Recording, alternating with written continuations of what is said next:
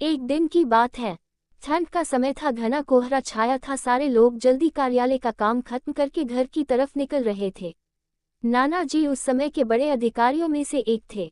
वे उस समय के उच्च वर्ग के लोगों में एक अमीन का काम करते थे।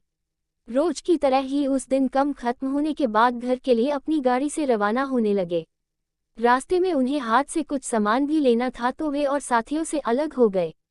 उन्होंने घर की कुछ जरूरत के सामान लिए और गाड़ी आगे बढ़ा दी। उनकी जब अपनी घड़ी पर नजर गई तो उन्हें आभास हुआ कि आज तो घर जाने में बहुत देर हो जाएगी और ये सब लेकर घर पहुंचने में काफी समय लग जाएगा।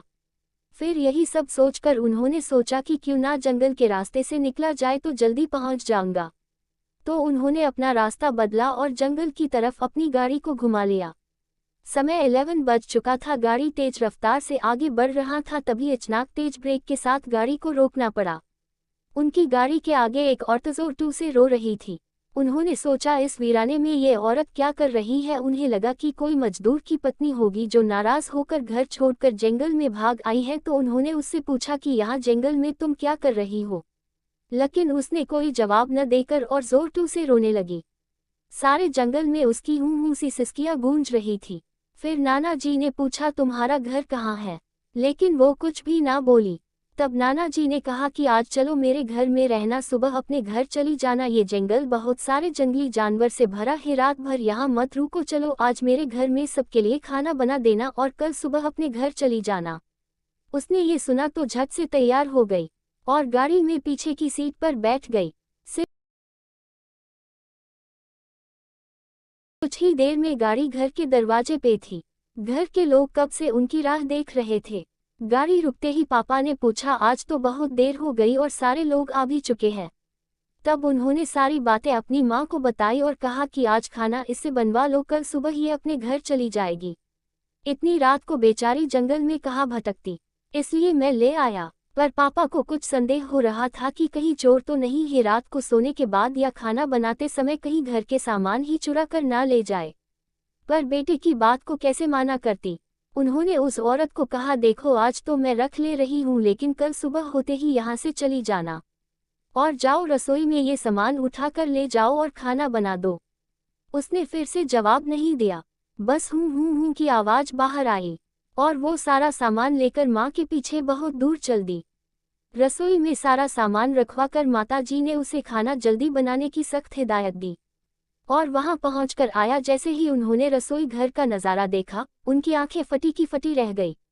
उनके पैर बिल्कुल ही जम गए, ना उनसे आगे जाया जा रहा था ना ही पीछे। उनके हृदय की धड़कनें रुक रही थी। वो औरत रसोड़े में बैठकर सारी कच्ची मछलियां खा रही थी। सारे रसोड़े में मछलियां और खून बिखरा पड़ा था। उसके सिर से घूंघट भी उतरा पड़ा था। इतना खौफनाक चेहरा आज तक उन्होंने नहीं देखा था। बाल नाखून सब बड़े हुए थे।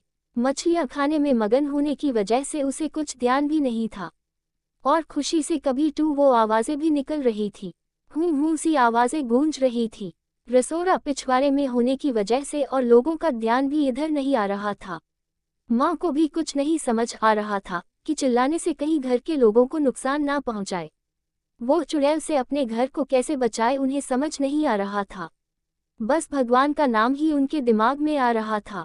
अचानक वे आगे बढ़ने लगी उसकी तरफ और झट से एक थाल लिया और चूल्हे की तरफ दौड़ी। उस चुड़ैल की नज़र भी पापा पर पड़ चुकी थी, सो वो भी कुछ सोचकर उठी अपनी जगह से। माँ कुछ भी देर नहीं करना चाहती थी। उन्हें पता था कि आज अगर जरा सी भी लापरवाही हुई तो अनहोनी हो जाएगी।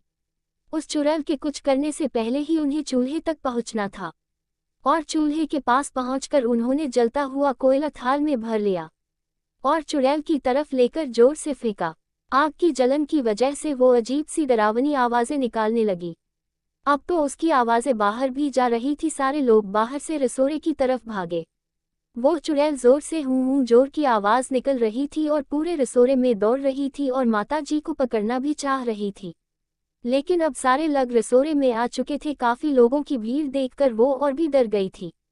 लोगों की भीड़ को ठेलती हुई वो बाहर जंगल की तरफ भाग गए और सारे लोग ये मंजर देखकर डरे सहमे से खड़े थे और मन ही मन माताजी की हिम्मत की दाद दे रहे थे। तो ऐसे छूटा चुड़ैल से